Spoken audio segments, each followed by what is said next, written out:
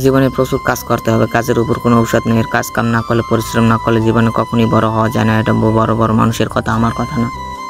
কাজ কাম করলে দেখা যায় শরীরটা ভালো লাগে এবং মানুষের কাছে একটা দামও পাওয়া যায়। যদি কাজ কাম না করেন, সারাদিন বেকারত্ব নিয়ে করেন, তাহলে মানুষ কখনই আপনাকে ভালো বলবে না।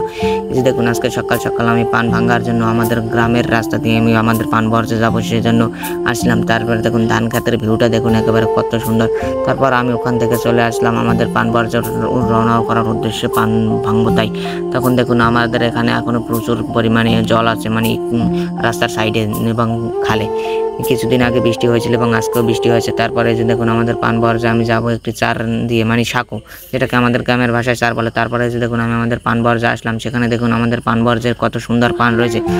কি আর বলবো ভাই, পানের সৌন্দর্য তো আর কোনো বলারই নাই। এত সুন্দর পান বরজ আমি আর কখনো দেখি নাই। এবছরে যদিও আমাদের পান বরজের পানগুলি একটু ছোট ছোট হয়ে গেছে, কিন্তু প্রতি বছর আমাদের পানের বরজের পান অনেক বড় বড় থাকে। এবছরে আমরা তেমন টাকার জন্য সার ঔষধ কীটনাশক ঠিকভাবে দিতে পারিনি আমাদের পান বরজে। পানের যে বর্তমানে দাম, সেজন্য ঠিকভাবে ভাতই খেতে পারি না, আবার কীভাবে বরের সার ঔষধ দেবো ভাই।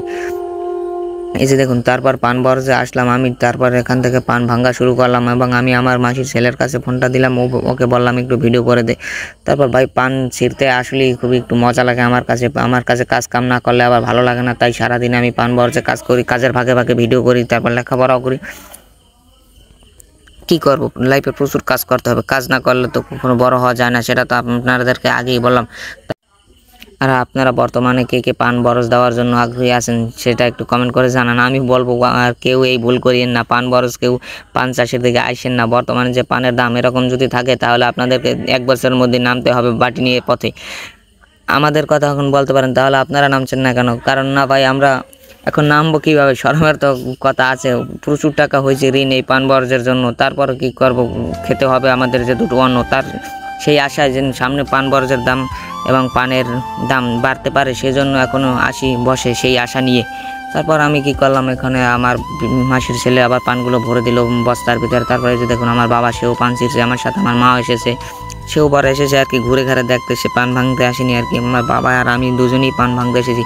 এই যে দেখুন, তারপর ওখান থেকে পানের বস্তাটি নিয়ে আমি ওখান থেকে রওনা করে তারপর বাড়ির উদ্দেশ্যে চলে আসলাম।